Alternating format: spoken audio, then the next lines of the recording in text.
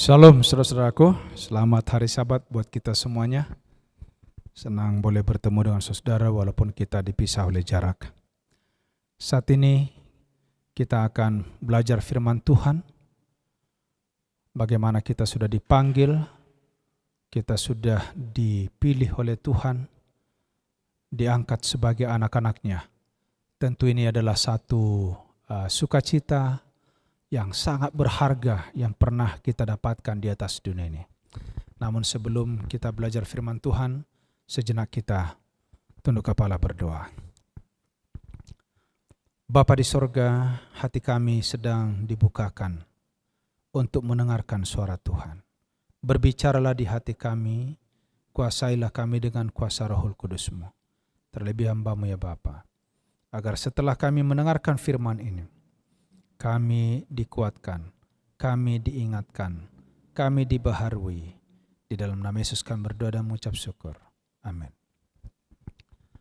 Saudaraku yang kekasih, judul pekabaran yang saya mau bawakan hari ini adalah dipilih untuk diselamatkan. Oleh sebab itu, tetaplah setia. Dalam 2 Tesalonika pasal yang kedua, 2 Tesalonika 2 ayat 13 sampai 17. Firman Tuhan katakan, akan tetapi kamu harus selalu mengucap syukur kepada Allah, karena kamu saudara-saudara yang dikasihi Tuhan. Sebab Allah pada mulanya telah memilih kamu untuk diselamatkan dalam roh yang menguduskan kamu dan dalam kebenaran yang kamu percaya. Untuk itulah Ia telah memanggil kamu oleh janji yang kami telah beritakan, sehingga kamu boleh memperoleh kemuliaan Yesus Kristus Tuhan kita.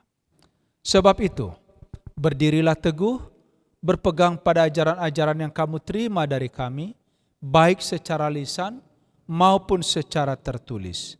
Dan Ia, Tuhan kita Yesus Kristus, Allah Bapa kita, di dalam kasih karunia-Nya yang telah mengasihi kita, yang telah menganugerahkan penghiburan abadi dan pengharapan baik kepada kita, kiranya menghibur, menguatkan hatimu dalam pekerjaan dan perkataan yang baik.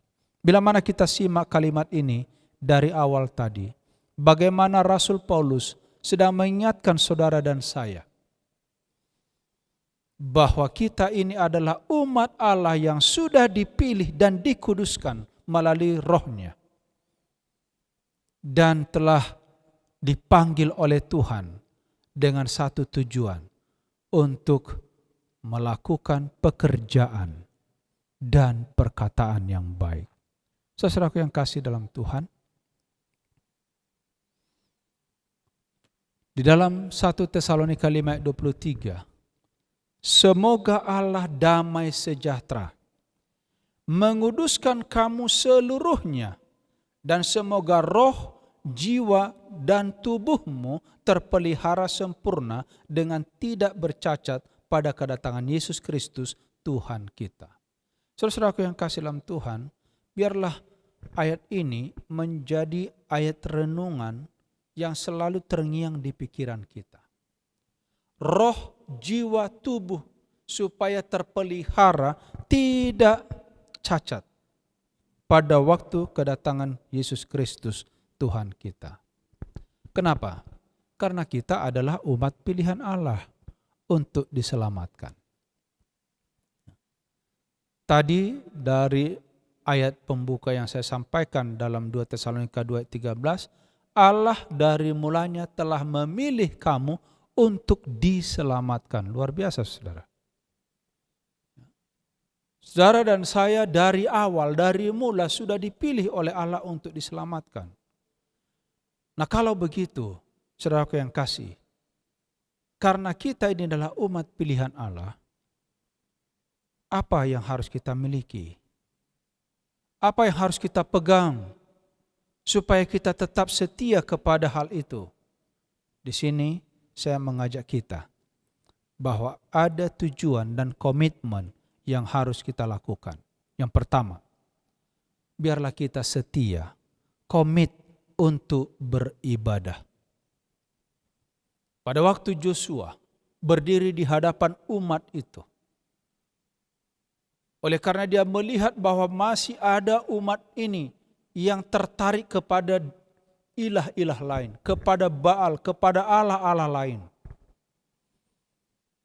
Joshua berkata di dalam Joshua 24 ayat 15, tetapi jika kamu anggap tidak baik untuk beribadah kepada Tuhan, pilih pada hari ini kepada siapa kamu beribadah. Allah yang kepadanya nenek moyangmu beribadah di seberang sungai Efrat, atau Allah orang Amori yang negerinya kamu diami ini?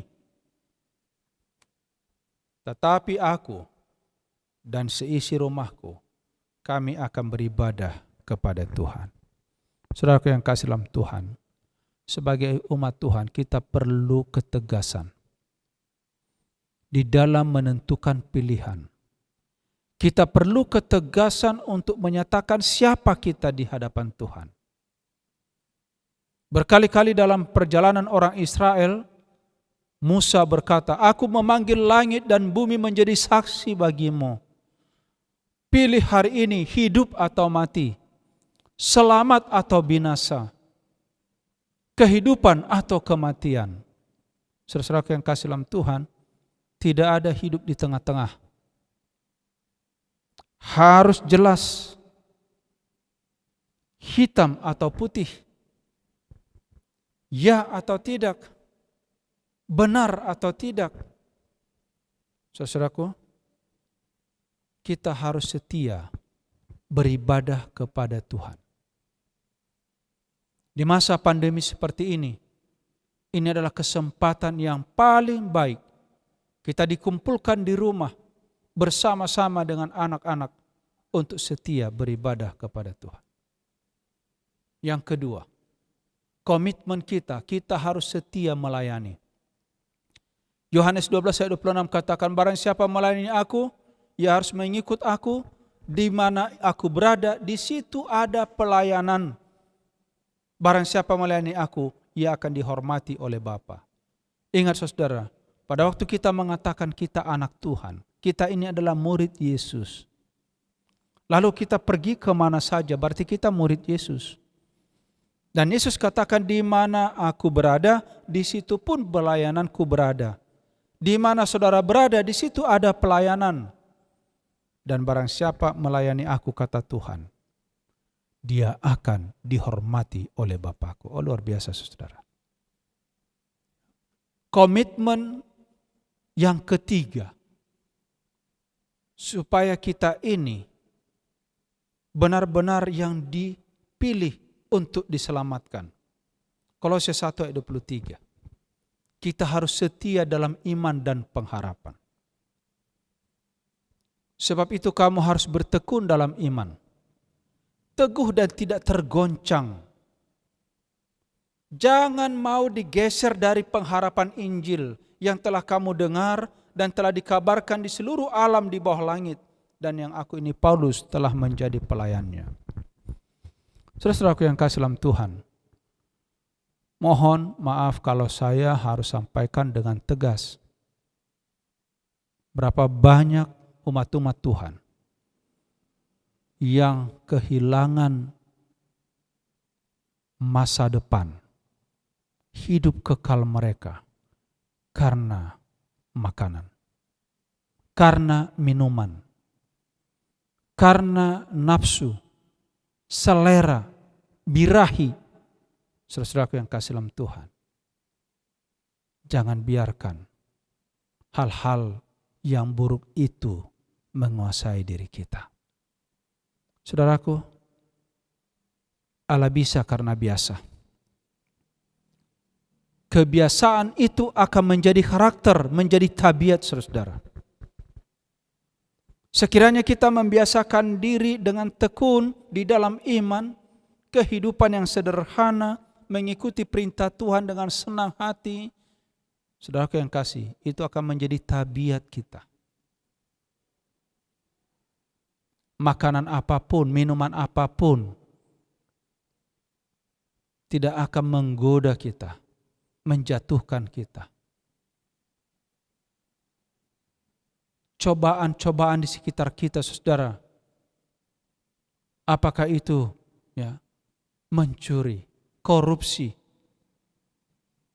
perzinahan, dan lain sebagainya, tidak akan pernah bisa menggoncang kita.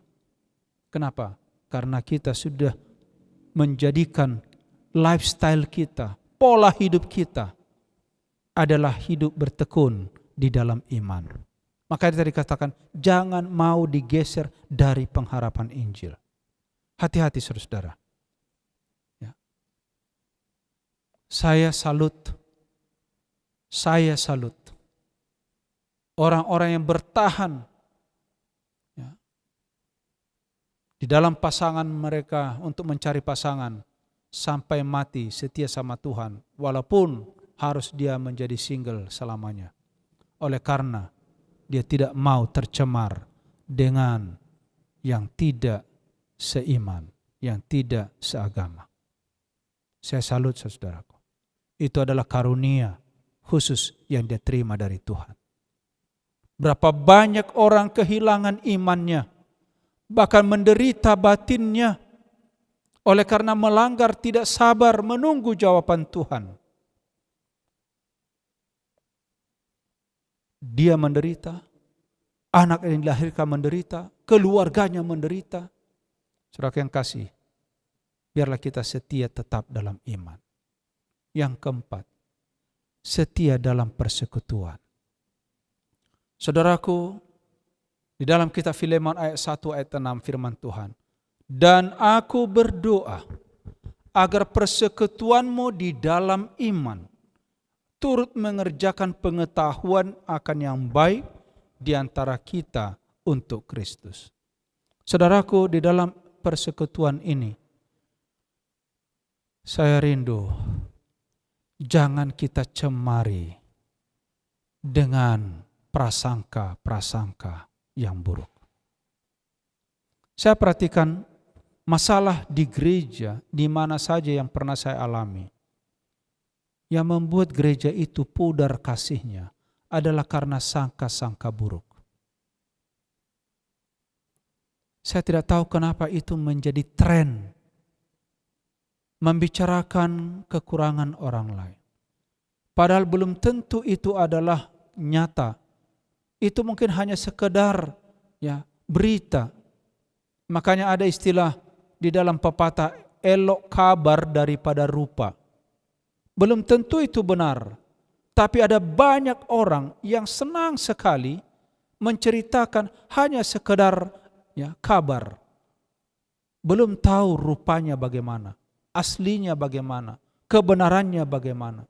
Dan ini membuat gereja itu dalam persekutuan menjadi kehangatannya berkurang, menjadi redup, bahkan menjadi dingin. Saudara-saudaraku yang kasih dalam Tuhan, mari kita tinggalkan sifat-sifat yang merusak persekutuan. Yang baik, kalau engkau adalah sahabat yang baik, kalau engkau adalah umat Tuhan yang baik, engkau tahu ada kekurangan di sana, kalau tidak bisa berbicara dengan bijak, berdoalah kepada Tuhan. Karena kalau salah kita berbicara, salah kita bertindak, itu akan membawa kehancuran, memperburuk situasi. Saudara yang kasih, salah satu karunia yang dibutuhkan di dalam persekutuan ini adalah berbicara dengan hikmat. Karena tidak sedikit terjadinya perpecahan dalam gereja oleh karena orang tidak tahu bicara, tidak tahu menyampaikan sesuatu. Ini membutuhkan doa yang sungguh-sungguh. Maka dikatakan, aku berdoa agar persekutuanmu dalam iman mengerjakan pengetahuan yang baik di antara kita untuk Kristus. Saudara-saudara, kita dituntut untuk setia dalam bekerja. Kita dituntut oleh Tuhan supaya setia di dalam berusaha. Jangan mau hidup tanpa usaha. Ada orang yang saya lihat enggak mau berjibaku. kata jibaku, saudara-saudara, artinya dia kerja keras. Alkitab katakan bertekun. Di dalam 1 Tesalonika 3, 7 dan 8. Sebab kamu sendiri tahu bagaimana kamu harus mengikuti teladan kami. Karena kami tidak lalai bekerja di antara kamu. Tidak makan roti orang dengan percuma. Tapi kami berusaha dengan jerih payah siang malam. Supaya jangan menjadi beban bagi siapapun di antara kamu. Saudara-saudaraku yang kasih dalam Tuhan, kita harus kerja keras. Kita harus bekerja dengan sungguh-sungguh. Makanya kalau kita baca Alkitab ini, ada banyak di sini ayat mengenai orang malas. Dan kata malas itu selalu identik dengan dibuat di sana adalah kutuk. Orang yang tidak bekerja tidak boleh makan. Saudara yang kasih dalam Tuhan, orang yang dipilih Tuhan untuk diselamatkan itu adalah orang pekerja keras, orang rajin, bukan sekedar untuk berfoya-foya atau hidup berleha-leha. Ingat saudara, penakut, orang tidak percaya, keji, pembunuh, orang sundal, tukang sihir, penyembah berhala, pendusta, mereka akan mendapat bagian di dalam lautan yang menyala-nyala oleh api dan belerang. Inilah kematian kedua.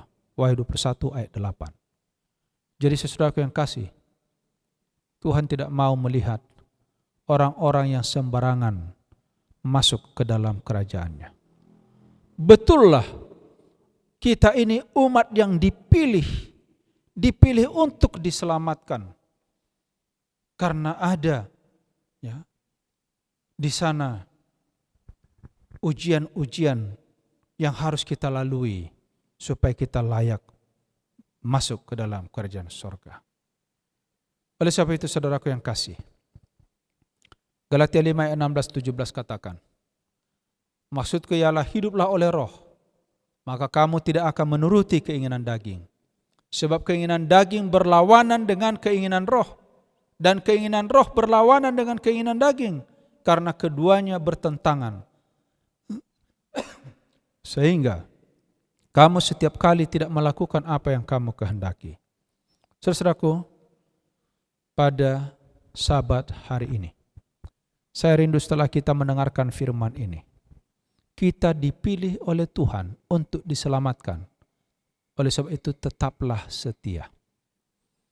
Tadi kita sudah diingatkan, kita harus setia dalam beribadah. Kita setia dalam melayani. Kita setia di dalam iman dan pengharapan. Kita setia dalam persekutuan. Kita setia di dalam berusaha, bekerja. Dan ayat inti kita, semoga Allah damai sejahtera menguduskan kamu seluruhnya. Semoga roh dan jiwa dan tubuhmu terpelihara sempurna dengan tidak bercacat pada waktu kedatangan Yesus Tuhan kita. 1 Tesalonika 5 ayat 23. Semoga firman Tuhan yang saya sampaikan pada Sabat ini menolong kita lebih kuat, lebih semangat sebagai anak-anak Tuhan yang sudah dipilih untuk menyambut kedatangan Yesus yang sudah tidak lama lagi. Tuhan kiranya memberkati kita. Kita bersatu dalam doa. Bapa di sorga, terpuji namamu. Terima kasih panggilanmu pada hari ini. Mengingatkan kami adalah anak-anak Tuhan yang Engkau sudah pilih. Engkau rindu kami hidup di dalam kesetiaan, di dalam ketekunan, melalui iman, persekutuan kami, melalui kasih kami, melalui pekerjaan kami, agar kami layak berdiri pada waktu hari kemuliaan Yesus datang kali yang kedua. Oleh sebab itu ya Bapa, berkati umat-Mu. Sementara tangan hambamu angkat, biarlah tangan Tuhan yang tidak kelihatan memberkati kami semua. Tuhan memberkati engkau dan melindungi engkau. Tuhan menyinari engkau dengan wajahnya dan memberikan engkau kasih karunia. Tuhan menghadapkan wajahnya kepadamu dan memberikan engkau damai sejahtera. Kiranya kasih karunia Tuhan Yesus, kasih Allah Bapa, persekutuan Roh Kudus menyertai kita dari sekarang sampai selama-lamanya. Di dalam nama Yesus kita sambut berkat-Nya. Amin.